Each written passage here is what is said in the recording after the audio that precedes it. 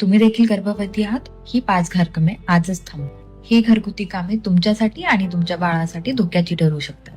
तुम्ही गरोदर आहात आणि तरीही ही सगळी घरकामं करत आहात का? चला आज जाणून घेऊयात कोणती घरकामं ही गरोदरपणात टाळावी. जड पाण्याने भरलेली बादली, गॅस सिलेंडर उचलणे टाळा, कारण यामुळे तुमच्या पाठीवर आणि पोटावर दबाव येऊ शकतो आणि त्याचा ताण तुम्हाला होऊ शकतो. फरची पुसणे किंवा घासणे, खूप वाकून काम केल्याने पोटावर व पाठीवर दबाव येऊ.